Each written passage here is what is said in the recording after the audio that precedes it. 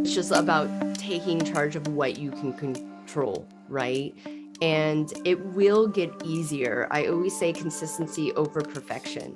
So you just got to start with the things that are manageable in your life and then slowly add on to those when those habits become normal, right? Like people look at my lifestyle now and think I'm like still, and I don't even realize it. They're like, wow, you're so good. I'm like, am I?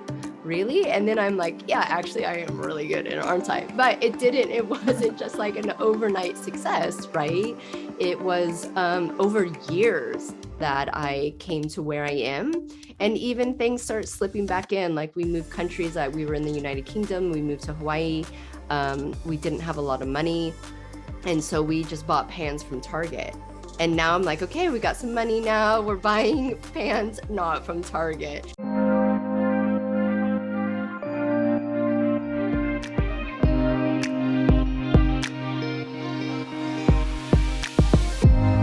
Welcome to the Woman's Doctor podcast, helping empower women to embrace their body and soul's full potential.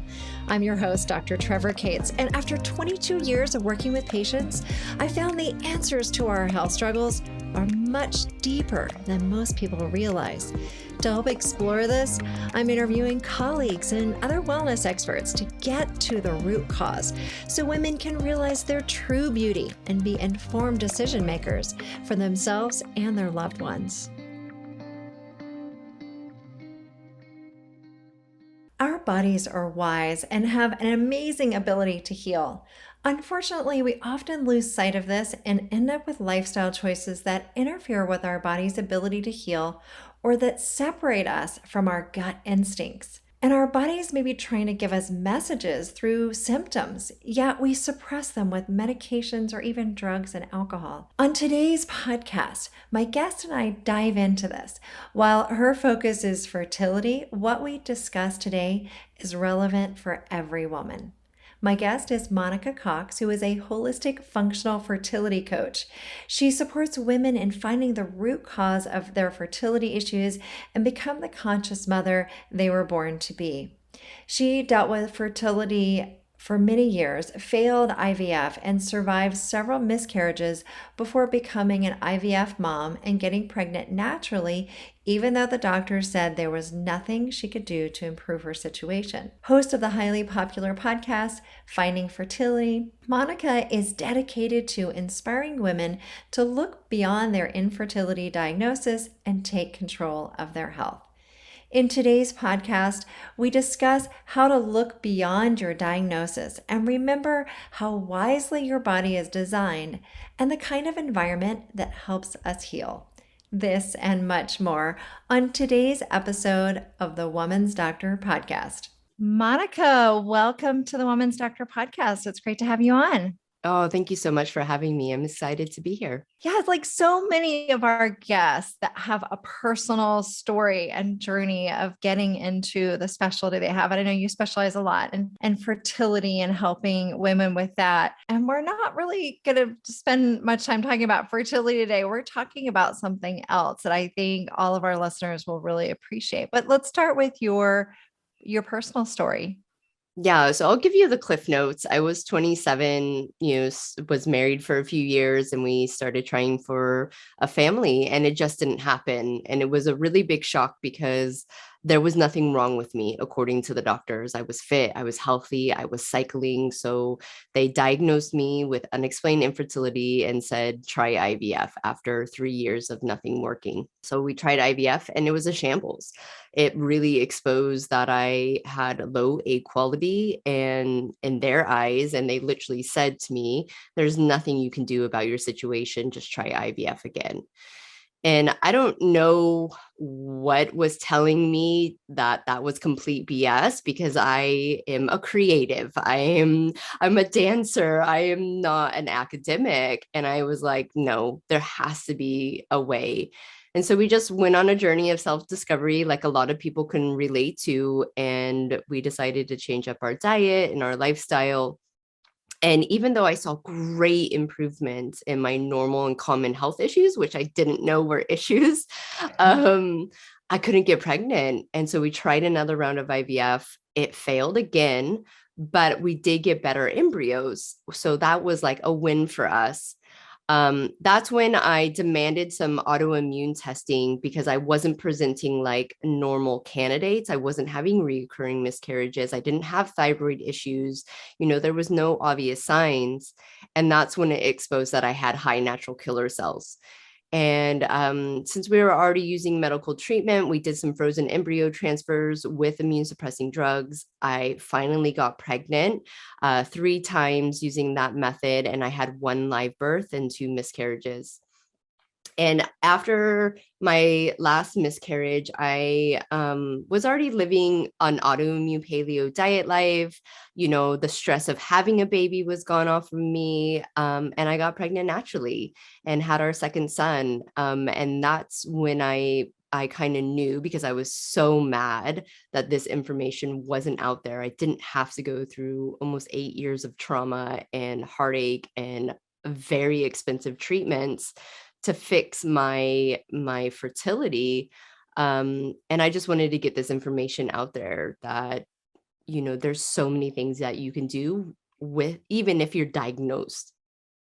Yeah, absolutely. I mean, I think it's so amazing how our bodies have this innate ability to heal if we just give it the right support, whether it's fertility that and of course, in order to get pregnant, your body should ideally be in a very healthy place.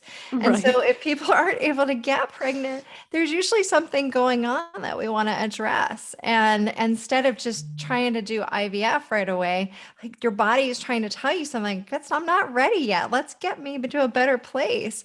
But if we're giving our bodies the right tools, whether it's fertility or it's thyroid or it's a difficult menopause transition or whatever it is that someone is experiencing, we just need to give our bodies the right tools. And I think with conventional medicine, so often we ignore these signs and we just cover them up one medication after another.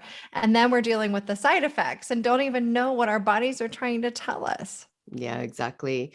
I mean, the fact of the matter is your body's always trying to heal. We would literally all be dead by now if that wasn't the case, with or without functional medicine, right? Like, you can see how amazing the body is, because it literally keeps people alive when they are just smacking it and hammering it and beating it up time and time and time again. And yeah, these medications can put a band-aid on it and give you maybe 10, 20 more years. But what's that quality of life? Like, it's pretty poor, isn't it? And in regards to fertility, we are seeing these women push their bodies to do things that it's obviously telling us I cannot do right now. And unfortunately, both the mother and the baby are suffering. We're seeing a lot of women dealing with, type 2 diabetes, thyroid issues, complications during pregnancy and birth. And the evidence is out there. IVF babies are 30% more likely to have, normal and common health issues like asthma and ADHD and food sensitivities. And it's not the treatment itself. And I would even say it's not the drugs itself. It's literally the body's just not capable of maintaining 2 human beings and giving them everything they need to thrive. And like you say, not just survive. Yeah, absolutely. So, what are some of the things that you found to help support your body in healing? Yeah, so this was a really tricky thing for me because it wasn't really straightforward. My journey was over 10 years ago now. There wasn't the books, the podcasts, the social media. And I think I was lucky enough not to fall into the trap of it's not working. Right. A lot of us, we go on this health journey and we're on these perfect diets and we're doing meditation and yoga, and we're maybe not seeing the results that we want. We're not getting, yeah, healthy quicker. Or for me, I wasn't getting pregnant naturally. And it's really about like trial and error, unfortunately. Unless you are working with someone specifically that has that knowledge and that training behind them to see the holes in your journey, you're going to do a lot of trial and error. And a lot of people get tripped up on time, they're just not giving their body enough time. They're not necessarily doing the right things. Like a paleo diet is, no one can fault a paleo diet. Super clean, very restrictive. That wasn't the right diet for me. I was still eating foods that I was highly intolerant to. So it's really about centering yourself and listening to your intuition of like, okay, I know that I look like I'm being perfect, but things aren't working. What do I need to readjust? Who do I need to get the support for? Where's my community that's going to understand me that I can't eat tomatoes? Right? Because there's a lot of social impact too. All of a sudden, you're doing all these crazy, wacky things, which aren't crazy and wacky. They're just supporting your health, and you feel very, very alone. So it's really, just tapping into your intuition and getting the right support. And I always call myself like the honest best friend, right? I'm not a doctor, I'm not a therapist, but I can see all these holes and I can point out to you, this is the support you need. You can do these parts yourself. Here, you need to go work with someone who can give you the right guidance. Yeah, absolutely. I mean, there's a lot we can do on our own with our lifestyle and adjusting things. And especially like you said, now we have, podcasts like this and like yours. And, we have so much information now that we can look to. Unfortunately, there's a lot of bad information out there too. And Dr. Google is not going to solve your problems, but there's if you can find reputable sources and your go-to for building that foundation and your healthy lifestyle, that's a great place to start. And then, like you said, then going and getting help when you need it and working with a naturopathic doctor or functional medicine practitioner, of course, is a great way to go about it, address the root causes. And, I think, it's funny you were talking about meditation and eating a healthy diet. And there's so many questions about that. And I think that so often they're the things that we don't think about as much that are impacting our health. And that is, a lot of that has to do with toxins on our environment. And the way we live has become, we become blind to it in a lot of ways. We might be, going to yoga and eating a healthy diet and maybe even eating organic, but then also eating a lot of things out of plastic and heating them up in the microwave in plastic, drinking out of plastic water bottles, not filtering, not drinking filtered water, using a lot of skincare products that don't, just been using for years and years, the cleaning products that we use. And then also thinking like having, a couple alcoholic beverages every day, every night would help unwind, and taking that sleep medication to help us go to sleep at night. And these things have just become such a norm in our society that we don't even stop to question a lot of times. And these are the things that I have to remind my patients about. Hey, what else are you doing? What else can we clean up in your life? Because all of that impacts our health and the root causes.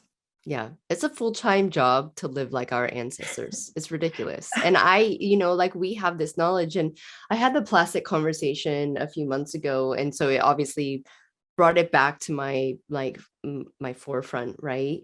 And I buy like really healthy meats from like a really small butchers here on the island of Hawaii, and everything's in plastic.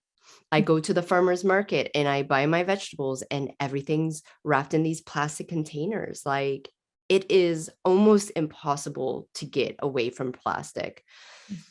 And so it's just about taking charge of what you can control, right?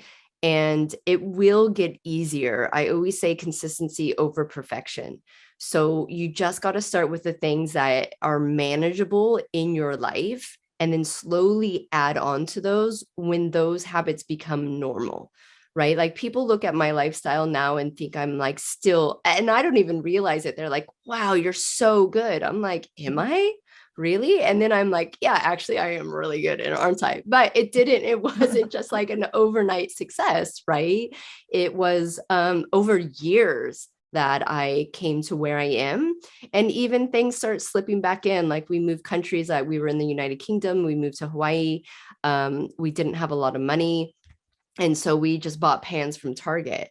And now I'm like, okay, we got some money now. We're buying pans not from Target. And my husband's like, I don't like these. I'm like, I don't care. I don't like the effects that these pans have. So you can readjust. You will 100% fall back into quote unquote bad habits. You will slip, you will fumble. And that's normal and to be expected in this society, because you will literally drive yourself crazy trying to be perfect in this journey.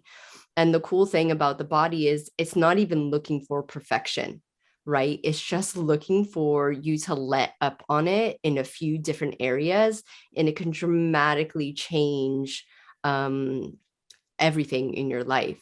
And when you see those results, you just keep going. And then when you fall back, you're like, oh, I really do feel like crap. Okay, it's worth putting that effort in. It's worth meal planning. It's worth the money to filter my water. It's worth these things. Because once you get to a level of health, and it's like true health, right? You're like, oh my gosh, this is amazing. You don't want to go back. Mm-hmm. Right. And even if you're back, like for me, I kicked alcohol, obviously trying to get pregnant and having 2 successful pregnancies. I slipped easily back into kind of the mommy drinking. I wasn't getting drunk like I used to, but I would have a few drinks. And then I just felt my health slipping. And it started with a little bit of gut things, and then it was brain fog, and then I wasn't sleeping well. And I was like, nah, this is not where I want to be. I know how good I can feel. And I have this family that I fought really hard for. And it wasn't affecting my family, right? Yeah. But in little ways, it was Yeah. affecting me. And so therefore it was going to affect my family. So, the mindset comes into play in all these things as well. Just little things of, you change around and tell yourself you can over and over again. Just keep lying to your subconscious, and eventually you'll wake up one day and be the person or do the habits that you want to do. Yeah, yeah, absolutely. I think it's so important to start wherever you are and not let the overwhelm of all the things get in your way, or thinking that it's too expensive. Like you Mhm. mentioned the pots and pans, and I'm not sure what they sell at Target, but I'm sure they're not all bad, probably, but you're Right. probably talking about like the nonstick coating Yeah, and yeah. our Yeah. aluminum and some of those, and like, but I mean, it like you could go to like a secondhand store and get some really great cast iron skillets and things like that. I mean, it doesn't have to be expensive, Yeah. right? There are ways you can do it. I think with technology, there are some great things. We're living longer, generally because of technology. But at what expense are we doing that with some of the technology? So thinking about sometimes it's simplicity it's the best thing, and that simplicity isn't expensive. Yeah. Eating from your local farmer's market, and for asking your farmer what they have, what fresh produce they have, and doing things like bringing like a reusable canvas bags or something to put the produce in. And then one of the things I like to do is put like, especially if there's stems of herbs or whatever it is, to put it in a little glass of water in the refrigerator, just to kind of help it last a little bit longer, instead of putting it in a plastic bag. Just Yeah. give it a little bit more life, and things like that, that are just, they're simple and they don't cost much of anything. And whatever you can start doing, and as you do a little bit and then do a little bit more, and then we know if and when you're ready to stop drinking alcohol, like you and I have done, Yeah. um, then because for years, like you, I didn't really think that it was creating an issue for me. But then I decided, hey, I'm gonna go a few months and see what this is like. And I felt, wow, I'm so much clearer. Hmm. And so now it's been a year since I've had, and even just a glass of wine. My family are winemakers, and so Hmm. it's a little hard to pass up that delicious wine because I know how great it tastes, but the effect on how I feel after I drink it isn't worth it for me. And especially being 49, my age, it'd make like hot flashes and night sweats work worse and things like that. Like it's just not even worth it. Yeah. So yeah, it's wherever you are and starting with simple steps that don't cost a lot of money and gradually doing it. And yeah, I think so often we do get caught up in, especially women, I think, in perfectionism, Hmm. right? Yeah. There's a lot of type A women out there. And when you go into this journey of health, you literally go over the edge. And I know I did, especially when I got pregnant with our first son through IVF. I was basically a freak and really, really particular about so many aspects of my life, probably to a negative effect. But that's where the support comes in, right? I didn't have anyone going, listen, if you accidentally have one nightshade or it's in something and you eat it, you're not going to miscarry, right? That's not how the body works. But I didn't know that. And I was so scared. So it's really about getting that information to help you just be like, I don't want to say a normal person, but just not go like crazy over it.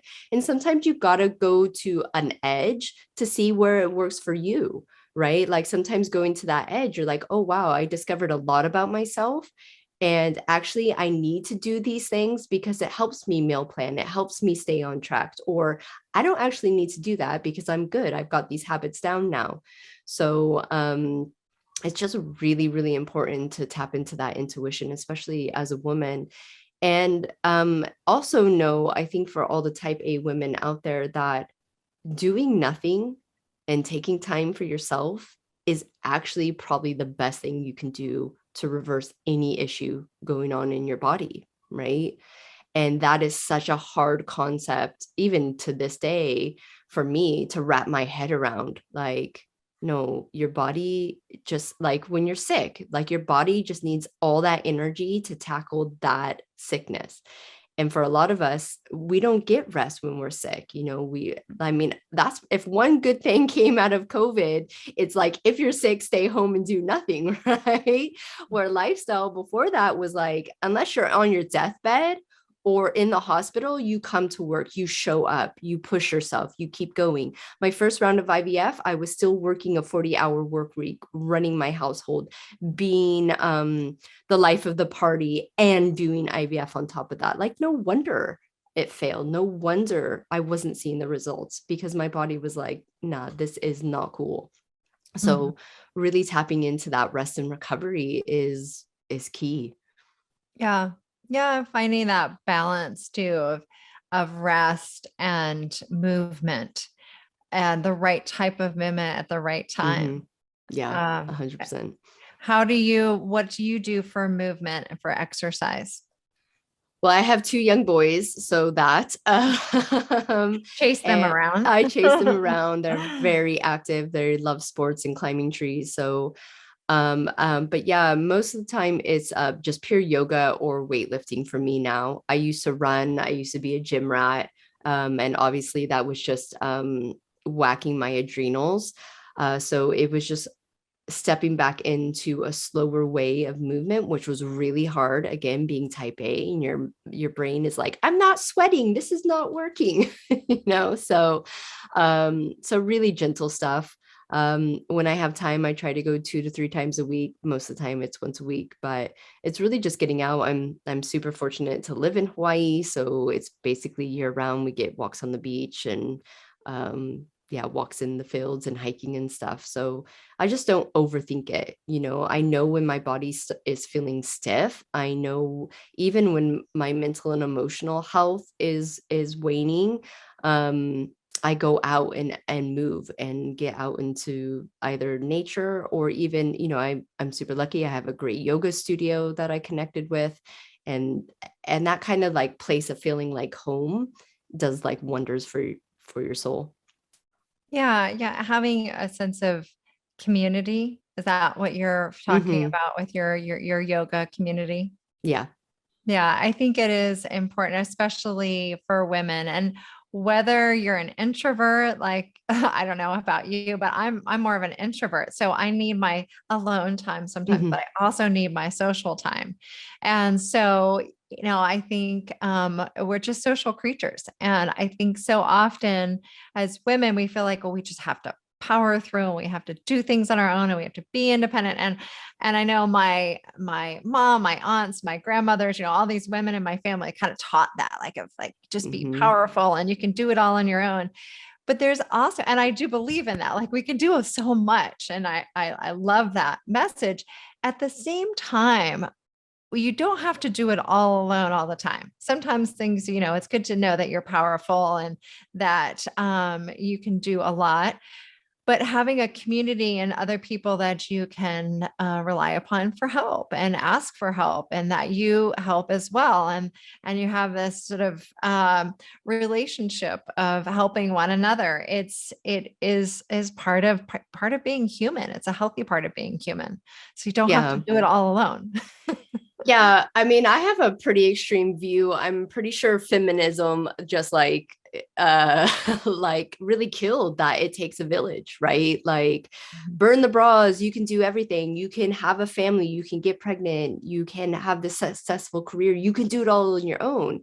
And the fact of the matter is most married women with children who are working full-time jobs are stressed out and tired and exhausted. And even though they love their life and they're excited to have everything, they're really tired and burnt out.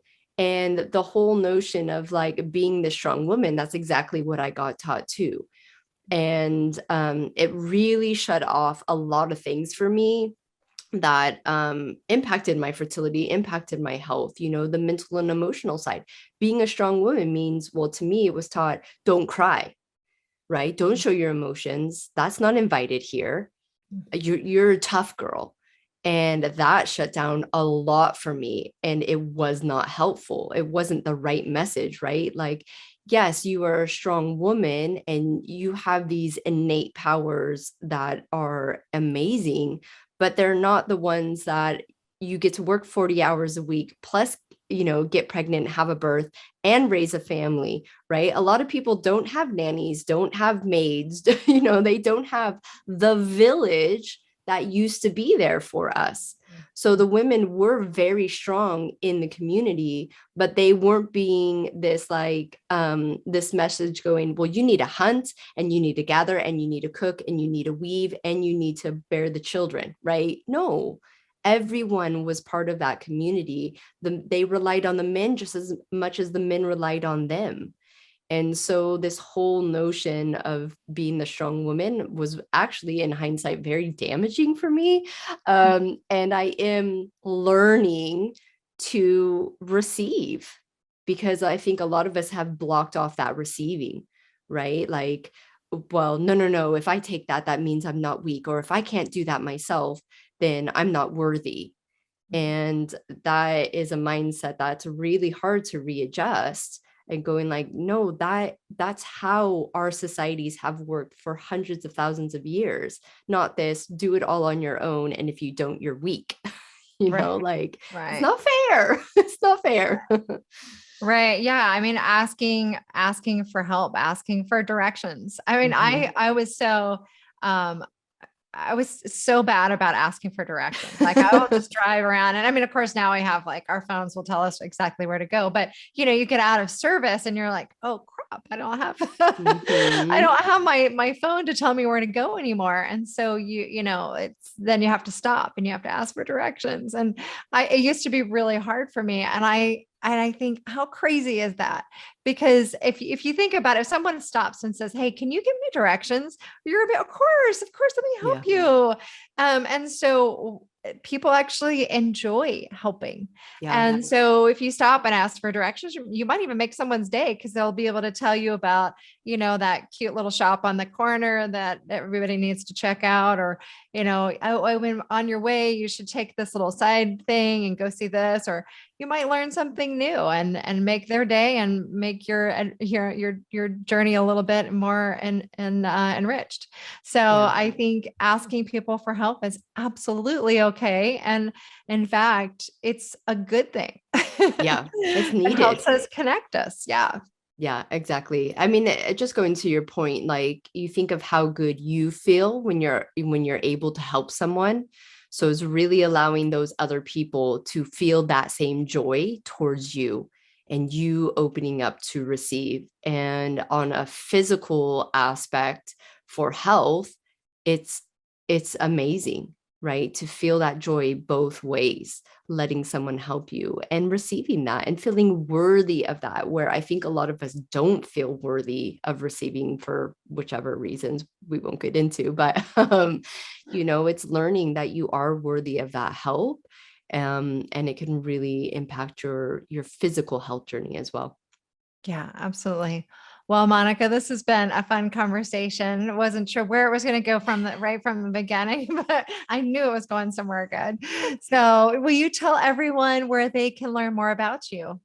Yeah, I'm at finding fertility pretty much everywhere on the internet. I actually love TikTok and answer a lot of questions and get involved in the community over there. And yeah, I have a website that you can check out what I'm doing. Awesome. All right. Well, thank you so much.